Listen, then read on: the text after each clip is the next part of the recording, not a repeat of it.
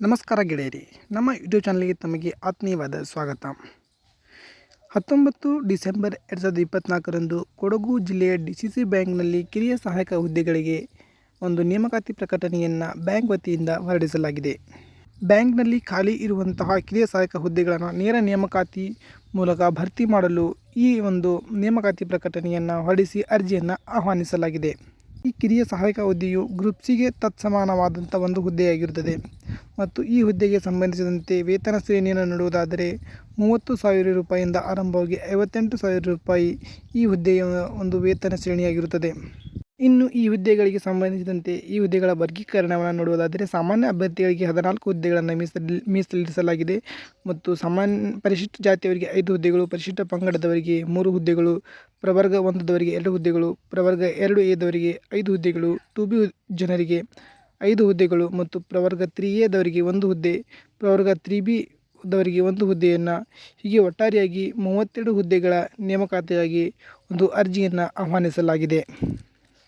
ಇನ್ನು ಈ ಹುದ್ದೆಗಳಿಗೆ ಸಂಬಂಧಿಸಿದಂತೆ ಪ್ರಮುಖವಾದ ದಿನಾಂಕಗಳನ್ನು ನೋಡುವುದಾದರೆ ಈ ಹುದ್ದೆಗಳಿಗೆ ಅರ್ಜಿ ಸಲ್ಲಿಸಲು ಆರಂಭಿಕ ದಿನಾಂಕ 20 ಡಿಸೆಂಬರ್ 2024ರಂದು ಅರ್ಜಿಯನ್ನು ಸಲ್ಲಿಸಲು ಪ್ರಾರಂಭಿಕ ದಿನವಾಗಿರುತ್ತದೆ ಮತ್ತು ಕೊನೆಯ ದಿನಾಂಕ 16 ಜನವರಿ 2021 ಈ ಹುದ್ದೆಗೆ ಅರ್ಜಿ ಸಲ್ಲಿಸಲು ಕೊನೆಯ ದಿನವಾಗಿರುತ್ತದೆ.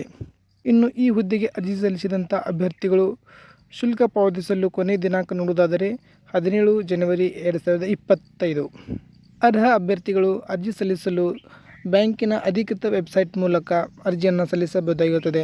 ಈ ವಿಡಿಯೋದ ಕೆಳಗಡೆ ಈ ಬ್ಯಾಂಕಿನ ಒಂದು ಅಧಿಕೃತ ವೆಬ್ಸೈಟ್ನ ಲಿಂಕನ್ನು ಹಾಕಲಾಗಿದೆ. ತಾವುಗಳು ಈ ಲಿಂಕನ್ನು ಬಳಸಿಕೊಂಡು ನೇರವಾಗಿ ಈ ವೆಬ್ಸೈಟ್ಗೆ ಹೋಗಿ ಅರ್ಜಿಯನ್ನು ಸಲ್ಲಿಸಬಹುದಾಗಿರುತ್ತದೆ. ಇನ್ನು ಈ ಹುದ್ದೆಗಳಿಗೆ ಸಂಬಂಧಿಸಿದಂತೆ ಇದರ ಅರ್ಹತೆಗಳನ್ನು ನೋಡುವುದಾದರೆ ಮಾನ್ಯತೆ ಪಡೆದ ವಿಶ್ವವಿದ್ಯಾಲಯದಿಂದ 55% ಕನಿಷ್ಠ ಅಂಕ ಗಳಿಕೆಯ ವಾಣಿಜ್ಯೇತರ ಪದವಿ ಅಥವಾ 50% ಕನಿಷ್ಠ ಅಂಕ ಗಳಿಕೆಯ ವಾಣಿಜ್ಯ ಪದವಿಯನ್ನು ಪಡೆದಿರಬೇಕು.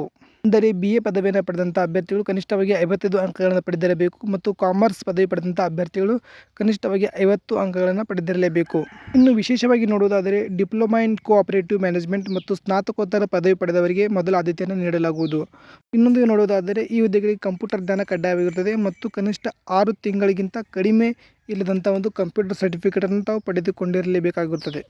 ಇನ್ನು ವಯೋಮಿತಿಯನ್ನು ನೋಡುವುದಾದರೆ ಅರ್ಜಿ ಸಲ್ಲಿಸಲು ಕನಿಷ್ಠ 18 ವರ್ಷ ವಯಸ್ಸಾಗಿರಬೇಕು ಮತ್ತು GMದವರಿಗೆ ಗರಿಷ್ಠ 35 ವರ್ಷವಾಗಿರಬೇಕು. ಇನ್ನು ಕೆಲವು ಅಭ್ಯರ್ಥಿಗಳಿಗೆ ವಿನಾಯಿತಿಗಳನ್ನು ನೀಡಲಾಗಿದೆ ಮತ್ತು ವಿಧವೆಯರಿಗೆ ಮತ್ತು ಮಾಜಿ ಸೈನಿಕರಿಗೆ ಕೆಲವೊಂದು ವಿನಾಯಿತಿಗಳನ್ನು ನೀಡಲಾಗಿದೆ. ಆಯ್ಕೆ ವಿಧಾನ ನೋಡುವುದಾದರೆ ಲಿಖಿತ ಪರೀಕ್ಷೆ ಮತ್ತು ಸಂದರ್ಶನದ ಮೂಲಕ ಆಯ್ಕೆಯನ್ನು ಮಾಡಿಕೊಳ್ಳಲಾಗುವುದು. ಈ ಹುದ್ದೆಗಳಿಗೆ ಸಂಬಂಧಿಸಿದಂತೆ ಪರೀಕ್ಷಾ ವಿಧಾನವನ್ನು ನೋಡುವುದಾದರೆ ಒಟ್ಟಾರೆಯಾಗಿ 200 ಅಂಕಗಳ ಒಂದು ಪರೀಕ್ಷೆಯನ್ನು ನಡೆಸಲಾಗುತ್ತದೆ. ಈ ಪರೀಕ್ಷೆಗಳನ್ನು ಹಲವಾರು ವಿಭಾಗಗಳಾಗಿ ವಿಂಗಡಿಸಲಾಗಿದೆ. ಕನ್ನಡ ಭಾಷೆಗೆ 50 ಅಂಕಗಳು, ಸಾಮಾನ್ಯ ಇಂಗ್ಲಿಷ್ಗಾಗಿ 25 ಅಂಕಗಳು ಮತ್ತು ಸಾಮಾನ್ಯ ಜ್ಞಾನಕ್ಕಾಗಿ 25 ಅಂಕಗಳು, ಸಹಕಾರಿ ವಿಷಯಕ್ಕಾಗಿ 50 ಅಂಕಗಳು, ಭಾರತ ಸಂವಿಧಾನ 25 ಅಂಕಗಳು ಹಾಗೂ ಸಂಘದ ಉದ್ದೇಶ ಮತ್ತು ಕಾರ್ಯಚಟುವಟಿಕೆಗಳ ವಿಷಯಗಳಿಗೆ ಕುರಿತು 25 ಅಂಕಗಳನ್ನು ಒಳಗೊಂಡಿರುತ್ತದೆ. ಒಟ್ಟಾರೆಯಾಗಿ 200 ಅಂಕಗಳನ್ನು ಒಳಗೊಂಡಿರುತ್ತದೆ. ಈ ಒಂದು ಪರೀಕ್ಷೆಯಲ್ಲಿ ಪಡೆದಂಥ ಅಂಕಗಳು ಮತ್ತು ಸಂದರ್ಶನದಲ್ಲಿ ಪಡೆದಂಥ ಅಂಕಗಳನ್ನು ಆಧರಿಸಿ ಮತ್ತು ಮೀಸಲಾತಿಗೆ ಅನುಗುಣವಾಗಿ ಒಂದು ಆಯ್ಕೆ ಪಟ್ಟಿಯನ್ನು ಸಿದ್ಧಪಡಿಸಲಾಗುವುದು.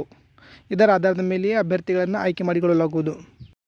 ಅಭ್ಯರ್ಥಿಗಳು ಅರ್ಜಿಗಳನ್ನು ಕೇವಲ ಆನ್ಲೈನ್ ಮುಖಾಂತರ ಮಾತ್ರ ಸಲ್ಲಿಸಬಹುದಾಗಿರುತ್ತದೆ. ಖುದ್ದಾಗಿ ಅಥವಾ ಪೋಸ್ಟ್ ಮುಖಾಂತರ ಸಲ್ಲಿಸಿದಂಥ ಅರ್ಜಿಗಳನ್ನು ತಿರಸ್ಕಾರ ಮಾಡಲಾಗುವುದು.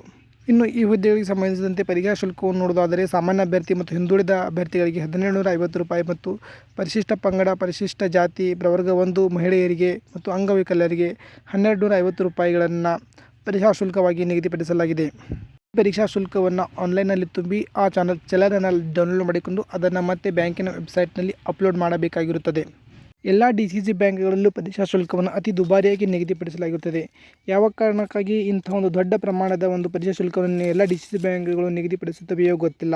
ಪರೀಕ್ಷಾ ಶುಲ್ಕವಾಗಿ ಇಷ್ಟೊಂದು ದೊಡ್ಡ ಪ್ರಮಾಣದ ಒಂದು ಮೊತ್ತವನ್ನು ವಿದ್ಯಾರ್ಥಿಗಳಿಂದ ಎಲ್ಲ DCC ಬ್ಯಾಂಕ್ಗಳು ಪಡೆಯುವುದು ಒಂದು ಸರಿಯಾದ ಕ್ರಮವಲ್ಲ ಎಂಬುದು ಒಂದು ನನ್ನ ಅನಿಸಿಕೆಯಾಗಿರುತ್ತದೆ. ಇಷ್ಟೊಂದು ದೊಡ್ಡ ಪ್ರಮಾಣದ ಪರೀಕ್ಷಾ ಶುಲ್ಕವನ್ನು ಬ್ಯಾಂಕ್ಗಳು ಪಡೆದುಕೊಳ್ಳುವುದು ಸಮಂಜಸವೇ ಎಂಬುದನ್ನು ಕಮೆಂಟಲ್ಲಿ ತಿಳಿಸಿ.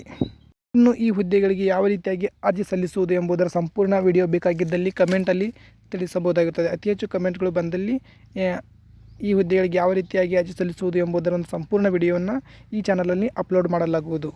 ಧನ್ಯವಾದಗಳು.